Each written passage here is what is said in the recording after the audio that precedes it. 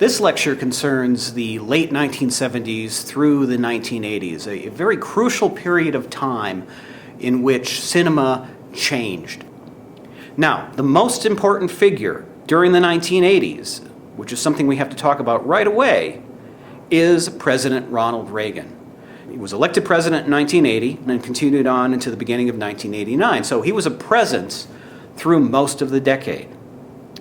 And he's an interesting figure because, of course, he was not only a political figure, but before that he was an actor. And as an actor, he also headed the Screen Actors Guild. And as we talked about with the Red Scare lecture, he was also one of the friendly witnesses. Now, just to show you how important Ronald Reagan is to this decade, I have a short little animation that is from a commercial for Trivial Pursuit. It's a commercial made in the early 1990s by animator Bill Plimpton, but it just shows you how equated with the 1980s President Reagan was. Like the 80s. Who could forget the 80s? Well, So the one word that is often used to describe President Reagan and his administration and his tenure in office is that he was a conservative president. And this is very clearly true. And his conservatism affects Hollywood, something that we will get into later in this lecture when we talk about the themes of 1980s cinema. Having said that, there is a separation between the media image of Ronald Reagan in the year 2015, which we are in now, and the actual facts of the Reagan administration. I have a clip from the Rachel Maddow Show in which she discusses the interesting aspects of Reagan's tenure in office. He signed a bill that gave amnesty to undocumented immigrants. He grew the size of the federal government and the budget, added a whole new cabinet-level agency, and added tens of thousands of government workers to the federal payroll. He tripled the deficit. He bailed out and expanded Social Security with a big, fat tax increase. He raised corporate taxes by hundreds of billions of dollars. He raised taxes on gasoline. He, in fact, signed into law the largest tax increase in history. He supported federal handgun control. He called for a world without nuclear weapons. He was Ronald Reagan. As a conservative saint, as the right-wing rock star, as king of the Republican prom in perpetuity, as a transformative figure for people who call themselves conservatives, the facts of Ronald Reagan's legislative record are awkward. Ronald Reagan's record has in it a lot of things that would get him kicked out of today's Republican Party. Which is not to say that President Reagan was a secret liberal. He was not. What he was complex, but accomplished in his own way. So as you can see, Ronald Reagan is a lot more complex than the media paint him. And this is a problem with media in general, is media tends to deal in terms of blacks and whites. And the reality is much of the world, including Ronald Reagan and his tenure in office, is made up more of shades of gray. This is not to say, once again, as Rachel Maddow had pointed out, that he was not conservative, but he was willing to work with the opposition. And so basically, the media paints him one way. The reality is he was a lot more willing to bend and a lot more willing to compromise, which is something you need in a political career, which is why he was a very influential and fairly effective president, at least in terms of getting his agenda through. Now, just to show you how complicated this is, very few people know that Ronald Reagan was originally a Democrat. And in fact, he did campaign for Harry S. Truman for president back in 1948. And just to kind of show you the complexity and how people can change over time as well, here is a radio promotional piece that he provided for the Truman campaign. This is Ronald Reagan speaking to you from Hollywood. You know me as a motion picture actor. But tonight I'm just a citizen, pretty concerned about the national election next month, and more than a little impatient with those promises the Republicans made before they got control of Congress a couple of years ago. I remember listening to the radio on election night in 1946. Joseph Martin, the Republican Speaker of the House, said very solemnly, and I quote, "We Republicans intend to work for a real increase in income for everybody by encouraging more production and lower prices without impairing wages or working conditions." Unquote. Remember that promise, a real increase in income for everybody. But what actually happened? The profits of corporations have doubled, while workers' wages have increased by only 1/4. In other words, profits have gone up 4 times as much as wages. And the small increase workers did receive was more than eaten up by rising prices, which have also bored into their savings. For example, here's an Associated Press dispatch I read the other day about Smith L. Carpenter, a craftsman in Union Springs, New York. Seems that Mr. Carpenter retired some years ago thinking he had enough money saved up so that he could live out his last years without having to worry. But he didn't figure on this Republican inflation, which ate up all his savings, and so he's gone back to work. The reason this is news is Mr. Carpenter is 91 years old. Now, take as a contrast the Standard Oil Company of New Jersey, which reported a net profit of $210 million after taxes for the first half of 1948, an increase of 70% in 1 year. In other words, high prices have not been caused by higher wages, but by bigger and bigger profits. The Republican promises sounded pretty good in 1946. But what has happened since then, since the 80th Congress took over? Prices have climbed to the highest level in history, although the death of the OPA was supposed to bring prices down through, quote, the natural process of free competition, unquote. Labor has been handcuffed by the vicious Taft-Hartley law. Social Security benefits have been snatched away from almost 1 million workers by the Gearhart bill. Fair employment practices, which had worked so well during wartime, have been abandoned. Veterans' pleas for low-cost homes have been ignored, and many people are still living in made-over chicken coops and garages. Tax reduction bills have been passed to benefit the higher income brackets alone. The average worker saved only $1.73 a week. In the false name of economy, millions of children have been deprived of milk once provided through the federal school lunch program. This was the payoff of the Republicans' promises. And this is why we must have new faces in the Congress of the United States, Democratic faces.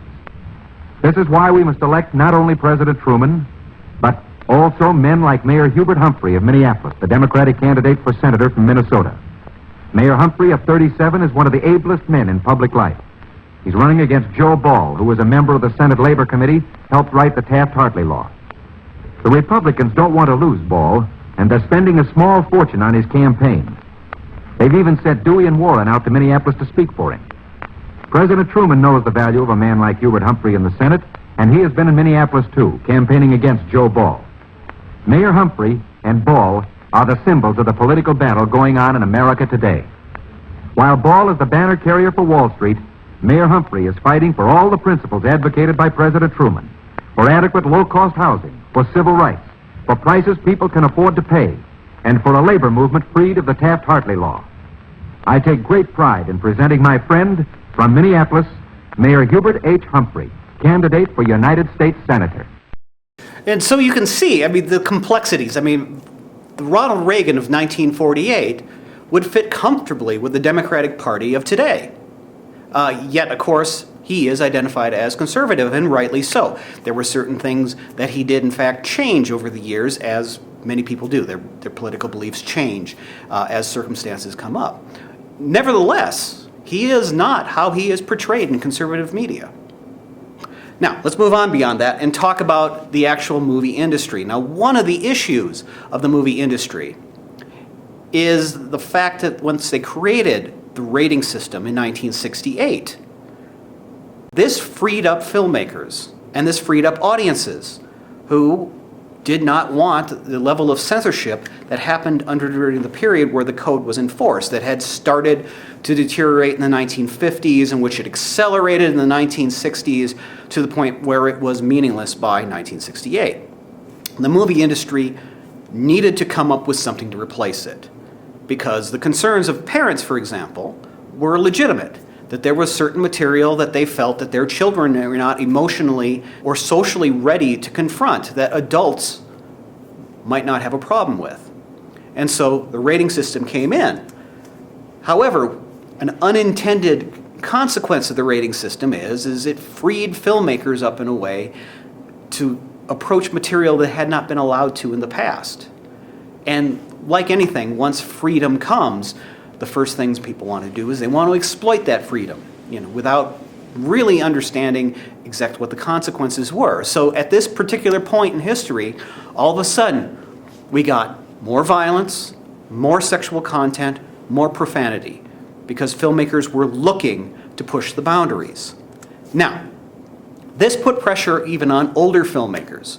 So let's take an example of Stanley Kubrick. Stanley Kubrick's previous film, which had been a very, very big success, was 2001: A Space Odyssey. Now, even though it was a very difficult film for many people, even though it was bordering on experimental and art film, it did make a lot of money, and it was rated G, which made it acceptable for all audiences. As we talked about earlier, there were several films that were expected to be hits that failed at the box office, and films that were not expected to be big hits, that were low budget, that had violent content, sexual content, and language, that were huge hits. So it wasn't just the filmmakers pushing the envelope, it was a certain segment of the audience that was actually demanding this as well. And because Hollywood is a business, it looks to make money by servicing its customers in the way that they want to be served. So a filmmaker like Stanley Kubrick, who went from a G-rated film, ends up making a film with a lot of violent content, a lot of sexual content, some language, but mostly as violent content, sexual content that's very disturbing, and he ended up with a film that was initially rated X, which was A Clockwork Orange, which is probably going to be the only time in American history that a filmmaker went from a G-rated film to an X-rated film. Now, Stanley Kubrick always kind of courted controversy. He always tried to push the envelope a little bit. Someone who was known as maybe being a little more conservative in filmmaking was Alfred Hitchcock. So if you actually look at even a film which eventually was rated R, like Psycho, where it has some disturbing content, you think you see a naked woman in that film, and the reality is it's cut very, very carefully so that you actually do not see any nudity. Well, by the time that he made Frenzy, his own film career, he had had a couple middling successes with Torn Curtain and Topaz, which did not do as well as had been expected. So there was a lot of pressure on Alfred Hitchcock to conform to modern cinematic standards. And so you see Frenzy, on one hand, it's a very, very classic Hitchcock film, a man wrongly accused of a crime that has to try to clear himself. On the other hand, it contains absolutely horrifically graphic rape scenes. So as we stated just a little bit ago, there were several big financial failures in Hollywood, which contrasted greatly with these low-budget successes that concentrated on violent content and sexual content. Now, the bigger picture is the 7 big studios of the time, Archeo having since folded, collectively, in a 3-year period of time, from 1969 to 1972, they lost $500 million. And when a company or a series of companies lose that much money, one of the reactions is to panic. And in their panic, since they no longer seemed to understand what movie audiences wanted, they began experimenting. They began hiring people coming out of film school and people coming out of the exploitation film market and just giving them monies and approving scripts and seeing what succeeded and what failed. So there are 3 things we need to talk about to determine how cinema changed during the 1970s and through the 1980s. And the first thing we're going to talk about is something called demographics, which we had already previously talked about in conjunction with television. Demographics being analyzing who is watching a particular film or program in the case of television. Now, one of the things with movies is they looked at the ages of the audience.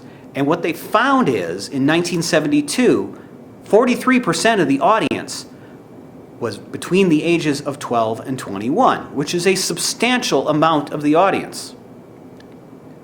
Now, by the time you get to 1979, however, that percentage had increased dramatically to 50% of the audience. So half the audience is under 21, between the ages of 12 and 21. When you take in conjunction with another 30% of that audience is between the ages of 21 to 29, this becomes a major force as to what kind of films are going to be made. Because if you're going to be successful in Hollywood, 80% of your audience is under the age of 30. Are you going to be making dramas that are aimed at an older audience? Probably not. You're going to be finding the films that appeal to younger people. The second aspect that we're going to be talking about after demographics is the film school generation. Now, this contrasts pretty dramatically from what occurred before. So in classic Hollywood, as always, it's much easier to get a job if you know somebody in the industry or you're related to somebody in the industry. But prior to the 1960s, the way people learned how to make films is they worked on films in a position that was almost like an apprenticeship. So if you were going to ultimately be a director of photography, you learned as a cinematographer under an established director of photography. There was no real film school at that point. Now this changes. Prior to the 1960s, 1970s, you learned on the job. But in the 1970s, with the panic of the movie studios, comes the first real generation of people graduating from film school, not just in studies, but in actually learning production. And because they're academically trained at colleges, at universities, they come with a completely different background. So previously, and you actually can see even great cinematographers, great directors, rarely thought of themselves as artists. They thought of themselves as basically just having a very, very nice creative job. All of a sudden, you get all these people who are very, very well educated, and they bring all that film study of film history with them and put it in their films. Now, the way film schools emerge, it basically comes from the fact that there are certain art films that start showing up that become moderately popular. Films of Ingmar Bergman, for example, or films from the French New Wave, or Federico Fellini from Italy. And this is just a small sampling of these films. Now, audiences are initially attracted to these films because European films had less censorship than American films, and particularly in the end of the 50s and the early 60s. And you were more likely to see sexual content, violent content. But what attracted, the academics is they would look at a film like Ingmar Bergman's The Seventh Seal, and they would recognize themes that they would be talking about in English classes with literature. And so eventually you have a few of these professors who decide that it might be a worthwhile class to teach a film class. And these film classes proved to be incredibly popular, which, as much as universities and colleges are supposed to be nonprofit for the most part, you still have to cater to your students. They are still your customers on a certain level. And if you have classes that fill, you are more likely to have those classes again. Beyond that, if somebody at one institution sees a film class being successful at another institution, that encourages them to have film classes as well. And you can see this explosion, first in English departments. In some cases, they were in communication departments or theater departments, some kind of related departments before actual film departments themselves began to be established. And this explosion, once again, we can look at demographics. So in 1967, there were 200 colleges and universities that had film studies classes. Not even a decade later, by 1978, 1,000 institutions had film courses and classes. That's an incredible explosion. So what happens then is you get a generation of filmmakers who are really, really knowledgeable about film history, and they are not shy about referencing that film history. Now, if you remember at the very, very beginning of this course, we had two clips. One was an episode of Futurama, which referenced Méliès's A Trip to the Moon. Then we had another from the end of Goodfellas, Martin Scorsese's film, and it referenced the end of The Great Train Robbery. Now, these are films that would have been unlikely for the vast majority of the audiences to have seen, since they are both silent films from the very, very beginning of film itself. Yet, because they had seen them in film classes, they felt it important to include them, to pay an homage to them. So, let's talk about a few important figures that came out of the film school generation. Now, maybe one of the most important figures in the 1970s is Francis Ford Coppola. He made 4 major films in the 1970s. The Godfather, Godfather Part 2, which were incredibly big successes. Not quite as big of a success, but a very well-regarded film is The Conversation. And then he ended the decade with a major statement on the Vietnam War, something that we will come back to, Apocalypse Now. And he came from UCLA. Now, another major figure is George Lucas. George Lucas, of course, the creator of Star Wars, of which we're going to be seeing a Star Wars film, a new one here, in just about a month. And he came from the University of Southern California. And in fact, his first feature film is an expansion of a student project, THX 1138. Now, Martin Scorsese, just mentioned him a little while ago. Martin Scorsese got his education at NYU, and at a moment when he was trying to start out his filmmaking career and he needed a job, he actually taught film. He was actually a film professor, which gives all us film professors some hope. Now, we've talked about the college graduates. We have to talk about the college dropout, and that would be, of course, Steven Spielberg.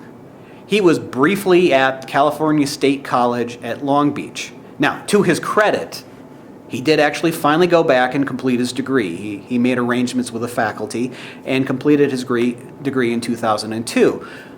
But he started film classes, he got some film education before sneaking onto the Universal lot and talking himself into a job at Universal Television. Now, to contrast that, even though it's just as equally important, we have to talk about a major figure, and that major figure is Roger Corman. Now, this is a person that you probably haven't heard of, although he may be the most important figure in exploitation film. In fact, he very clearly was very successful. At one point, he wrote his autobiography, and at the point that he wrote that, he had created 53 films. And of those 53 films, only 3 were not financially successful. So he had an incredible record for making money. These were all very, very low-budget films, dealt with stuff that Hollywood was kind of shying away from. So there are 2 reasons that he is important, and one is actually what his films are about. Because he dealt with horror, he dealt with monster films, he dealt with science fiction, he dealt with dinosaurs. So basically things that Hollywood did not take seriously. But these were things that when he emerged as an independent filmmaker, and he was one of the first independent filmmakers, basically to take advantage of the vacuum that had been created when the Supreme Court decided that major studios could no longer own theaters, is he made films that he knew that the teenage audience would be attracted to. Now, of course, what happens is as the 1970s continues, the major studios realize that their audience is, in fact, under the age of 30, a lot of them being teenagers. So it became very, very logical for the Hollywood studios to basically take Roger Corman's work, give it bigger budgets, give it better scripts, give it better actors, and cater to that same audience.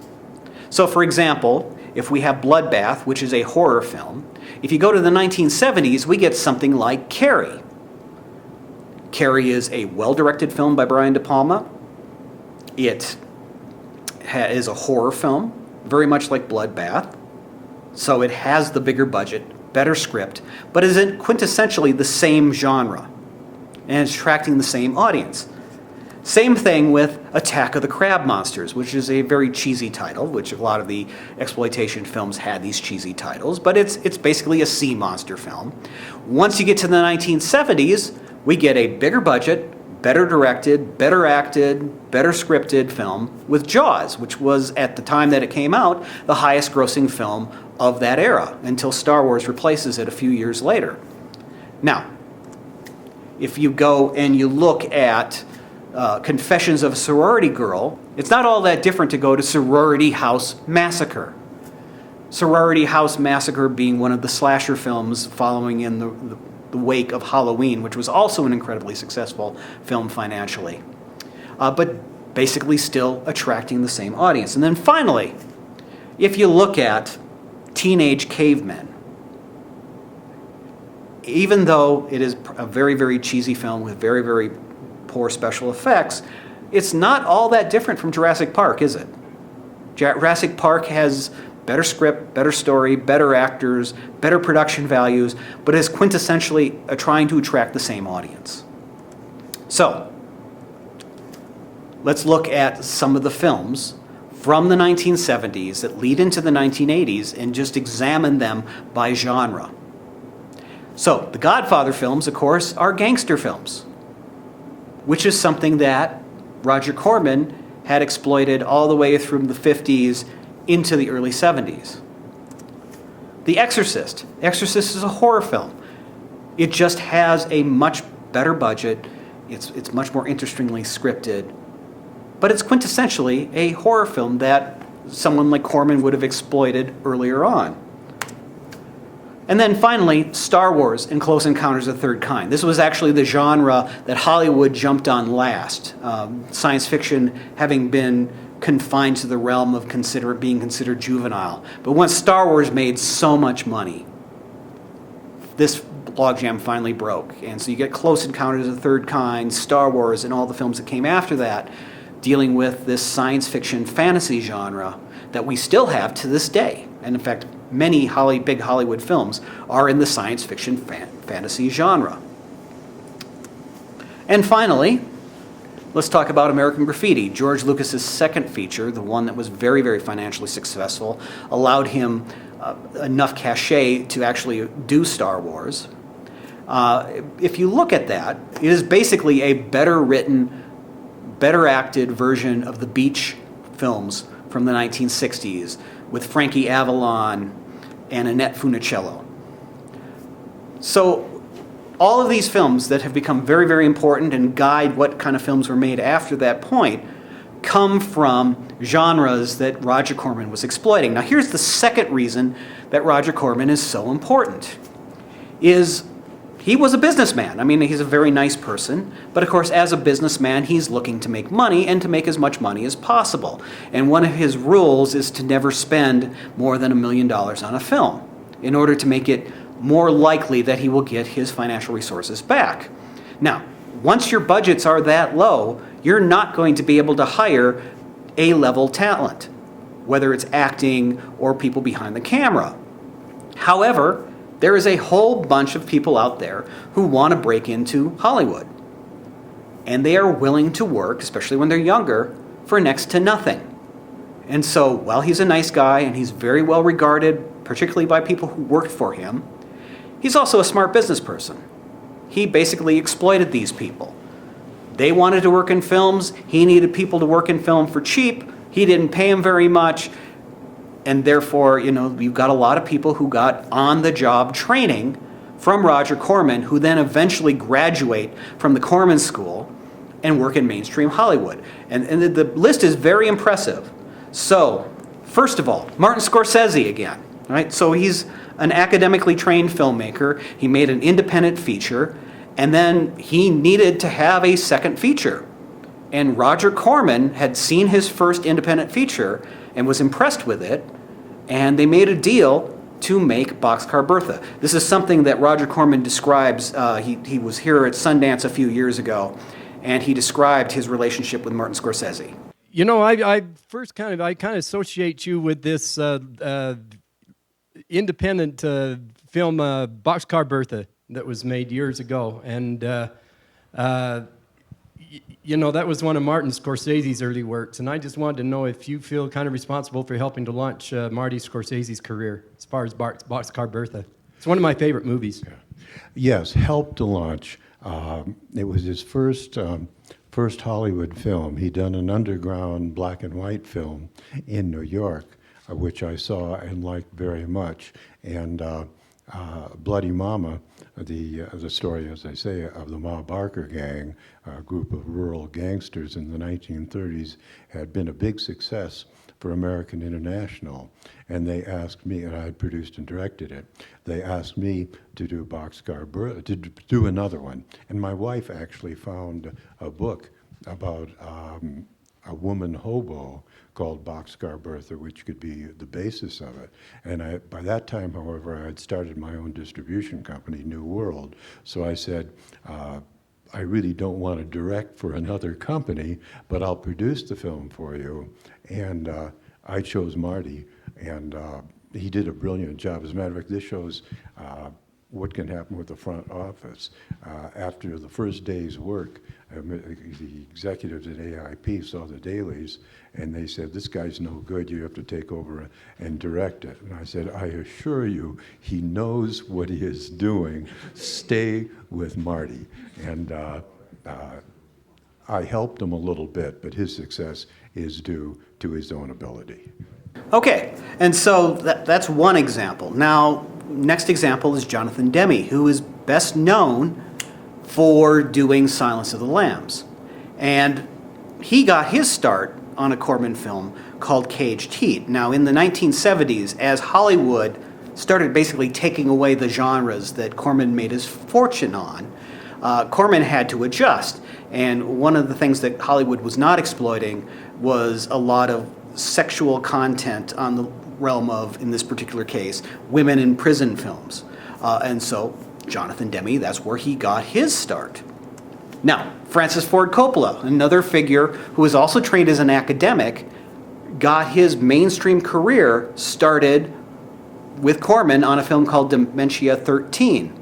Now, basically, Coppola may be the one person who actually, in working for Roger Corman, got a big step up, because before that, he had been doing softcore, nudie exploitation films.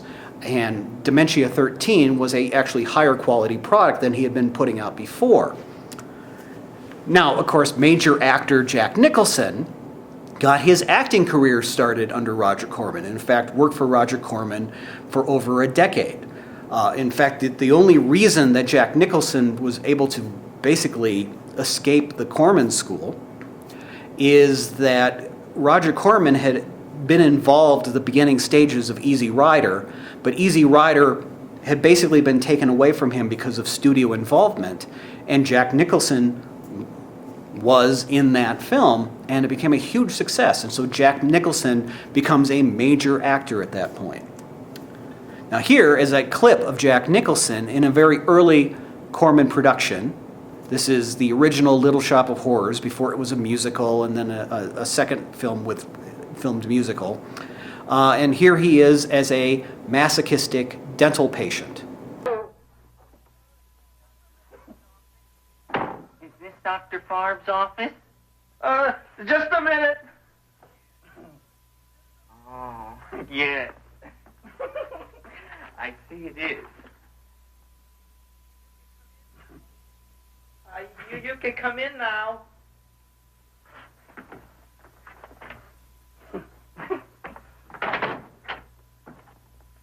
My name is Wilberforce.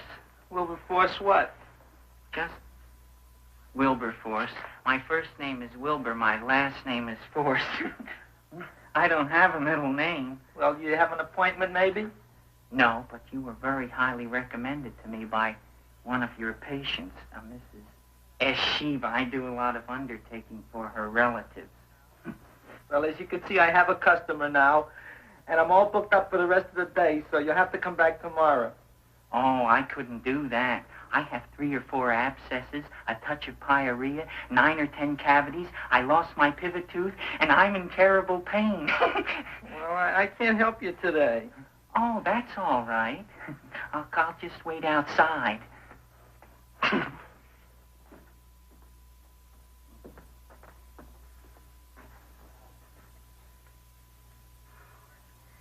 patient came to me with a large hole in his abdomen, caused by a fire poker used on him by his wife. He almost bled to death and gangrene had set in. I didn't give him much of a chance. There were other complications. The man had cancer, tuberculosis, leprosy, and a touch of the grip. I decided to operate. My patient just left. You could come in now. Oh, goody. I didn't see the other man leave. Well, he went out the back door.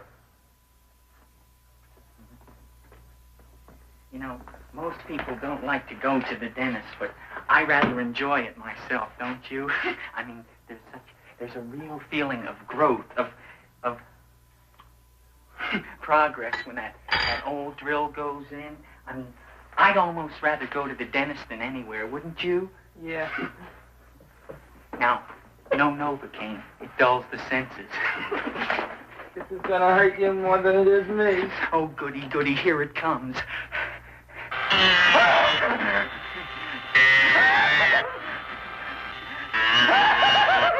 Oh, my God, don't stop now! Well, I made a lot of holes, and now I gotta fill it up with this here silver stuff. Well, aren't you gonna pull any? Well, Oh, go on. well, your mouth.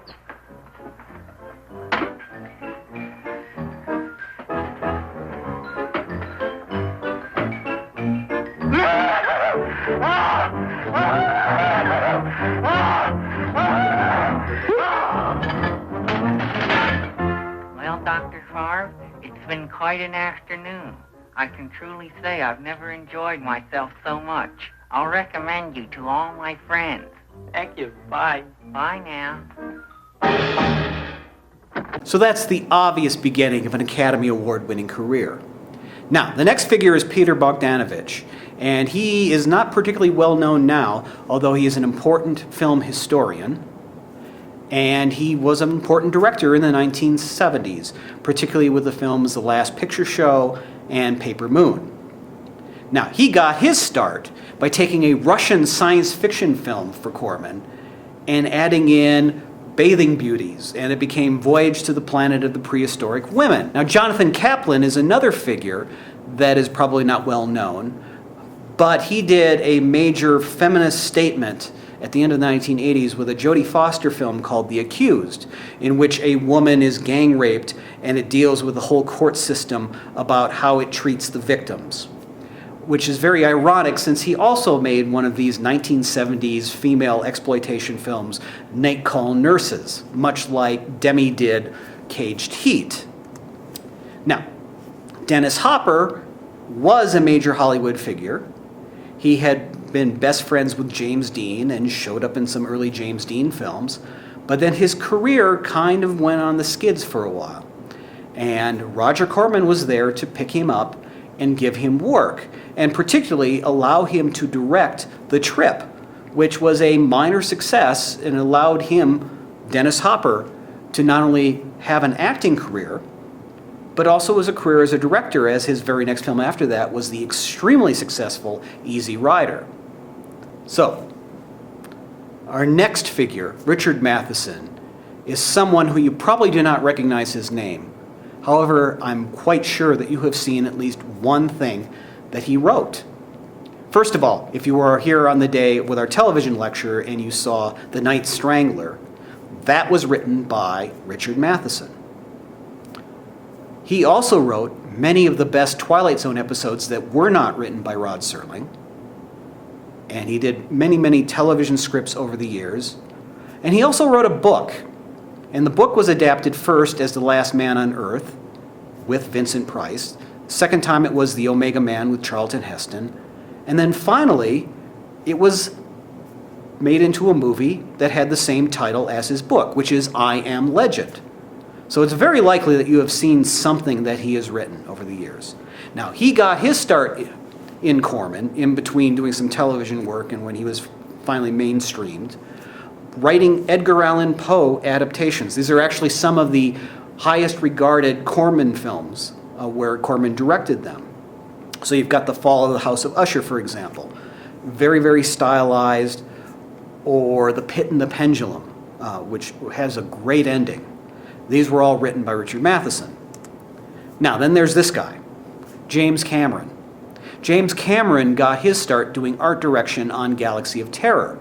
And James Cameron, as much as he's had success with, of course, the Terminator films and Aliens and, of course, Avatar, he still maintains that he learned everything he needed to know about making a film while working for Roger Corman. We also have a couple figures that collaborated with one of the best Jaws ripoffs, which is Piranha, a film that was remade just a few years ago.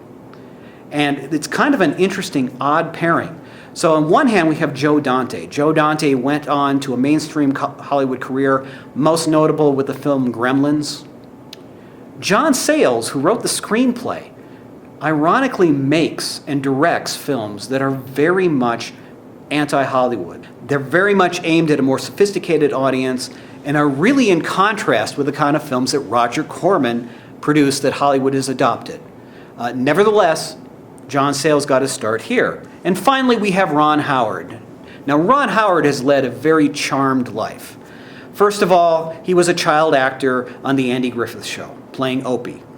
And usually what happens when a show like that ends, basically the careers of the children end, which sometimes leads to tragic circumstances. But Ron Howard kind of lucked out, because once he was no longer in The Andy Griffith Show, he was able to get a role in George Lucas's American Graffiti, which we had mentioned earlier was a big hit. And his character basically was set in the era at the beginning of the 1960s. So it was a very easy transition for him to go from that hit film into a hit television show with Happy Days, where he played Richie Cunningham for many, many years. Now, when Happy Days was starting to peter out, he knew that he had to move on or his career would end at that point, because he had now been associated not just with one seminal role, but two, that people, when they saw Ron Howard, they identified him with those roles. So he worked for Roger Corman as an actor. And while acting for Corman, he convinced Corman to produce a film, that he directed, which was Grand Theft Auto, and that actually started his directing career, which has now led to many, many Academy Awards, Best Pictures, films like Apollo 13, for example. So he's been very, very successful, and he owes a lot to Roger Corman because of that. Now that we've kind of moved past Corman, let's talk about blockbusters. Now, blockbuster films, real blockbuster films, are a rarity. Those are the kind of films where they've become so popular that the theaters are filled and there are people waiting outside to get in. Now, there are three major films that occur in the 1970s that change the business basically by how successful they are. So first of all, let's talk about Jaws.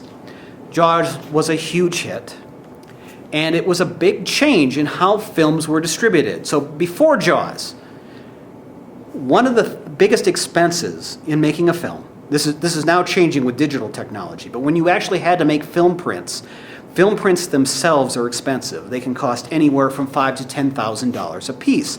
And so actually making the film, the budget of the film, is a big chunk of the money, but it isn't all of the money. Once you've made the film, you have to strike prints.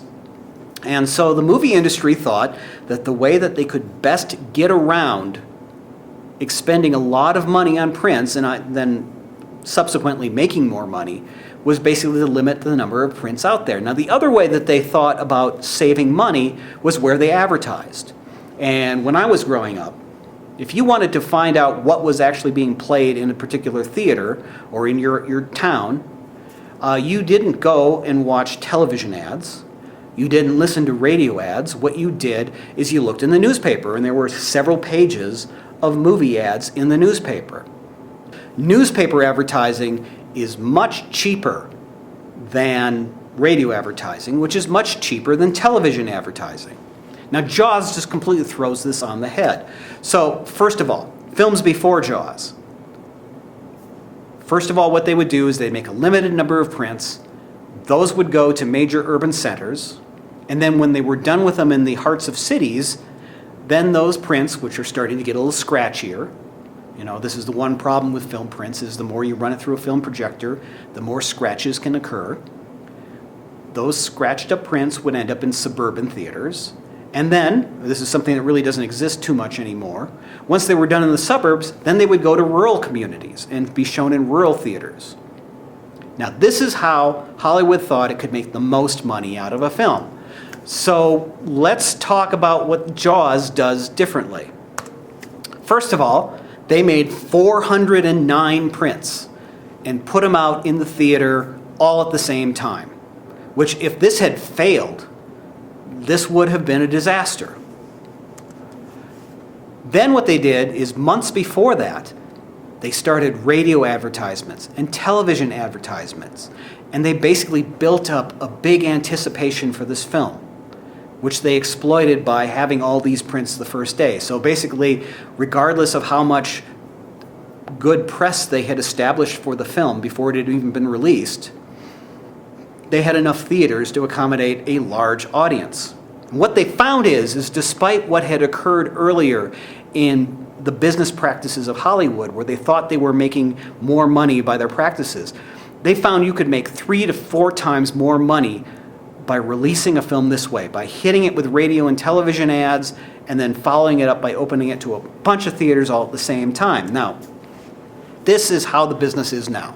Jaws changes this. If you take any contemporary film right now, it tends to open at between 800 and 1,000 theaters at once. And until we got to digital projection, each one of those theaters had to have a separate film print, each costing somewhere between $5,000 and $10,000.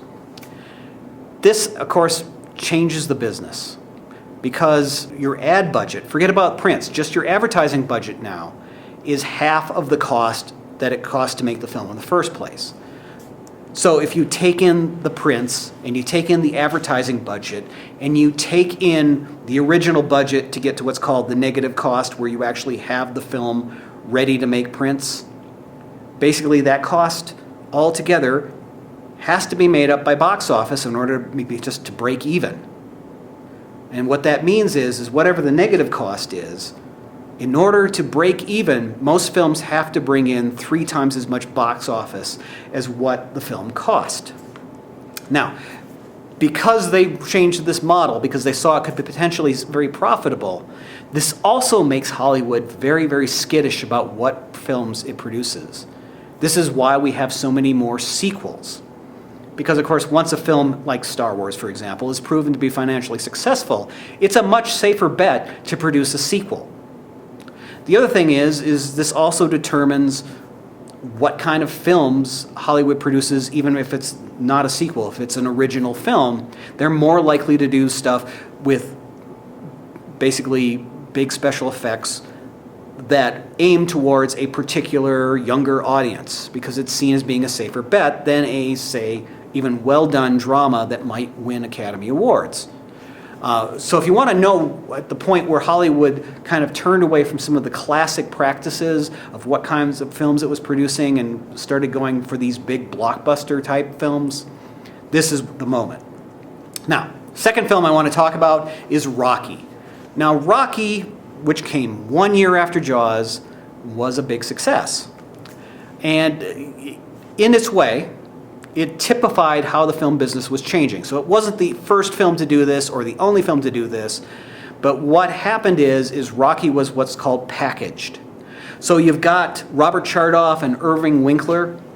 These are film producers, but they're film producers who don't work for a particular studio.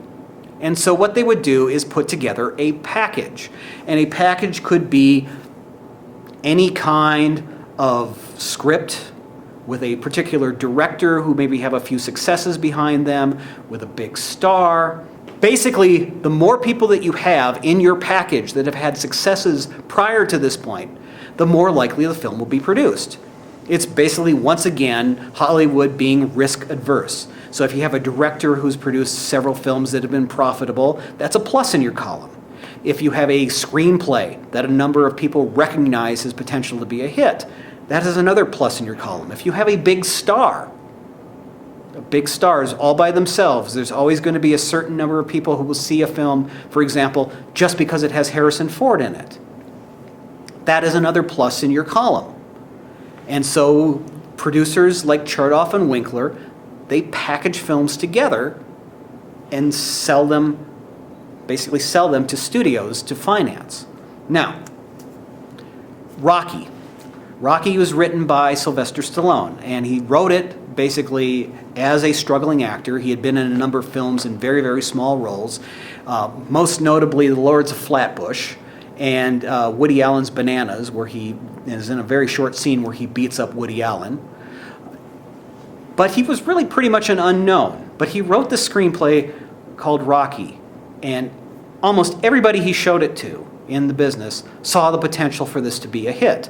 So his screenplay was a big plus. The director they brought in was not one who had brought in huge successes, but he had, in fact, at that point, made financially successful films enough so that they all made a modest profit, so that was seen as being a plus. However, Sylvester Stallone, one of his stipulations is that as the screenwriter, the person who owned the screenplay, he was the only person that he would allow to play Rocky. And this became a sticking point in selling the film because Sylvester Stallone was unknown. Now, United Artists even went to Sylvester Stallone, which I think is very impressive on Stallone's part, because Stallone was living in a very small apartment in New York with his wife at that time, basically subsisting on things like macaroni and cheese. They went to him and they said, "We will give you $150,000 if you let us produce Rocky, but have Ryan O'Neal, who was a big star at the time, having come off of Love Story." And Sylvester Stallone turned him down. So eventually, United Artists gave in.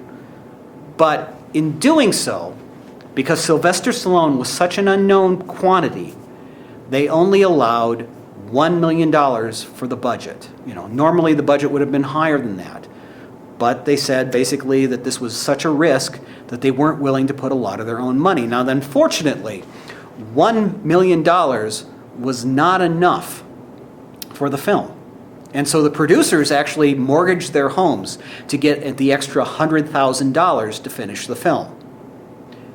Those of you who've seen Rocky, there's the scene where he comes in, in the preparation for the fight, and he sees his banner up there and complains that the banner is the wrong color.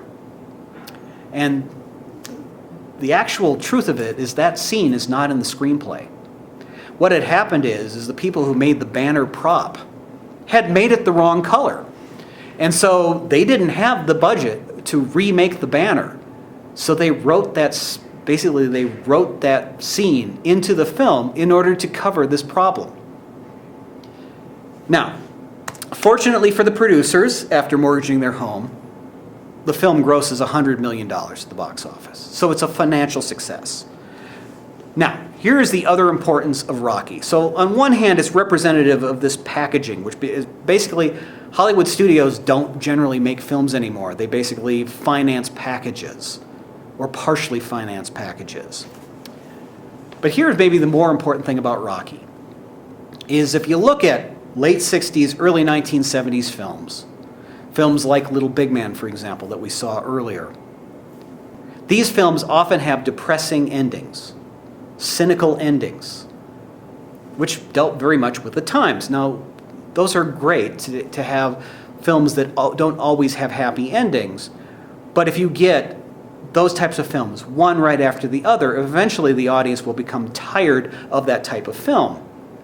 And Rocky generally had what was considered a happy ending. And so all of a sudden it became popular again to have happy endings in films, starting with Rocky. Now, this also coincided with some major events in American history. So, for example, the Vietnam War ends under the Ford administration. So that's no longer an issue. So a good source of the cynicism in America and American media disappears. We also have the bicentennial, basically the 200-year celebration of the Declaration of Independence, which becomes a major event in the year 1976. So Rocky fits in really well with the changing mood of America. And of course, artistically, it wins 3 Academy Awards, including Best Picture. So this is a film that is very important in film history and helps to change the business. Now, probably the biggest film of these 3 is Star Wars. Now, of course, brought to you by Disney. We'll be seeing it shortly, in about a month here. So, first thing I want to tell you is, of course, it was originally just known as Star Wars, not A New Hope. And its success actually surprised the film industry. This is kind of like, hard to discuss now because a Star Wars film is assumed to be a success now. But nobody thought Star Wars, including George Lucas, was going to be as big of a hit as it was. In fact, most people figured it was going to be a financial failure. And one of the only reasons that 20th Century Fox financed it is basically George Lucas had had such a big success with American Graffiti, they figured, probably cynically, that if they financed Star Wars and once it failed, they could basically tell him to do whatever they wanted him to do. Knowing that he had potential of being a very successful filmmaker. Now, obviously things didn't work out that way. It was a huge surprise. And whenever something is a huge unexpected surprise, like Star Wars, Hollywood starts to examine why is it such a big hit. And one of the aspects of Star Wars, which I don't think is the reason it became a big hit, but certainly didn't hurt, is that it had amazing special effects for 1977. All you have to do is look at a film from the year before, a science fiction film like Logan's Run, and look at its level of special effects, and then compare it to Star Wars. It's like night and day. And so all of a sudden, special effects become a big selling point for marketing films. And the big marketing strategy becomes something you've never seen before on screen. And this is something that continues to this day. Hollywood puts a lot of money in special effects, which is an offshoot of animation in many cases. And what they are trying to do is to show you something that is unique, that you've never seen before. That is a type of image that was impractical in the past. And that is a way of selling a film, is by its special effects. Now, this may be continuing from some time, or it may end sometime soon as people get tired of special effects laden films that don't have much story. It's hard to tell at this point. But this has certainly been the story since Star Wars, which of course leads to larger budgets for film and bigger audiences needed in order to pay back the cost of coming to the negative. Now, the fact that there was the special effects team that was created for Star Wars allowed George Lucas to create Industrial Lights and Magic, which is now not the only special effects team out there, but for decades it was pretty much the creme de la creme, the best special effects out there, and pretty much the only special effects team that major films used. So this is part of George Lucas's financial success. Now, another kind of aspect of Star Wars that changes films as we know them now is the sound. Now, first of all, sound, prior to the era of Star Wars, most films were mono sound, one track. And there were exceptions to that. There were big epic films, particularly when widescreen first came out in the 50s and 60s, where they had multiple tracks. But for the most part, most films were mono. Now, Star Wars had many, many sound problems that were unique to a film of its era. First of all, there were many, many sets that were built, and they were constructed out of plywood, so it was cool, and that as the interior of the Death Star looks, that was basically made of plywood. And if you hear the original audio of Star Wars, you actually hear how horribly unusable the set sound is. And so they had to do something called ADR, which is known either as automatic dialogue replacement or additional dialogue recording. Nobody really knows what ADR stands for anymore. But it's basically bringing the actors in and having them watch themselves and listen to themselves and repeat the lines in rhythm so they can replace high-quality studio versions of their voice with the image. And just by necessity, Star Wars ends up creating a much better film soundtrack.